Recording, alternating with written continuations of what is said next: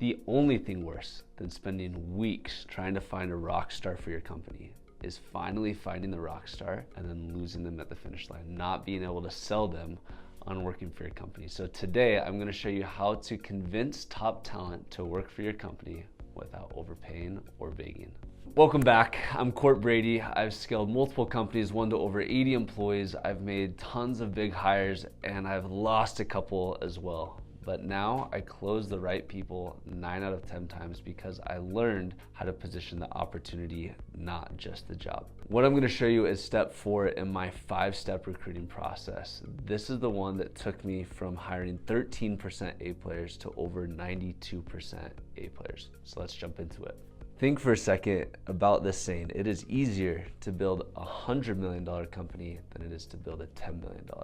Why is that? Because everyone wants to join a rocket ship. People want momentum, they want a mission, they want to be at something that's going to be big. So lead with the vision when you're recruiting. Tell them where you're going, what problems you're solving in the world, the bigger the better, and why it matters. Then comes posture. Think about dating. No one wants to date the desperate guy. Everyone wants the confident person. So say things like, we only hire the top 1% of applicants, or we receive hundreds of resumes for every single role in our company. We invest more in our people than anything else in our business. You don't need to lie, just frame the truth as truth. Next, don't pitch, ask. This is the biggest mistake people make when they're selling, whether you're selling a candidate or a client. Don't talk about your product. Chris Voss, the author of Never Split the Difference, the FBI negotiator, said the most powerful tool in any negotiation is listening. So ask your candidate, what do you want most right now? What matters most over the next 3 to 5 years? And then go deeper. Like every great company, we made hard trade-offs to be world-class at a few things. So what are your trade-offs individually for you? Is that freedom? Is it growth? Is it meaning in your work? Is it your team? Is it your compensation? When you ask these questions, 2 things happen. 1, they feel seen and understood. 2, you learn exactly what it is that you want so that you can tailor an offer specifically for them. When you know exactly what they want, then that tailored offer comes from a place of strength. You often can find things to give them that are less meaningful and important to you, and they feel so much better about their decision to work for you because things are more important to them. This is how any transaction works. Let's talk about the Herzberg 2-factor theory. This is where it applies most deeply. There are 2 reasons that someone will accept or leave a job. Number 1 is hygiene factors. These are things like pay, benefits, job security. The other is motivation, like purpose, growth, recognition, those intrinsic things. Here's the twist. Hygiene factors don't motivate, but their absence drives people away.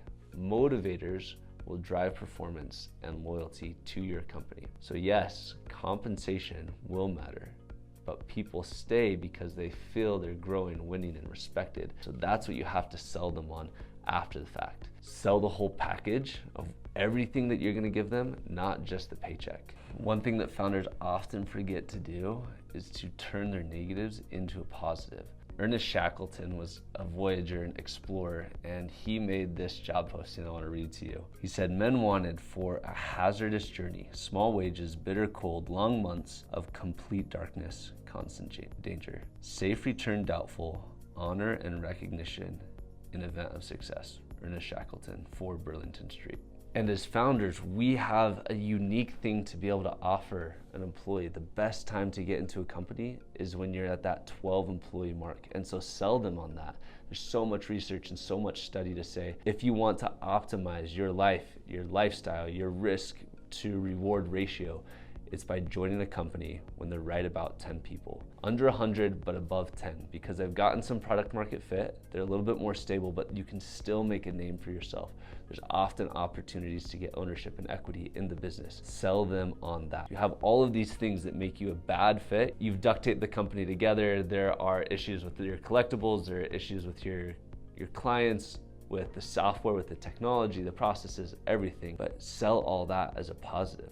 Tell them that's the best part, is they actually get to come in and make an impact in your business. If you have an A player and you're sure they're an A player, they're gonna be attracted to that, not repelled by it.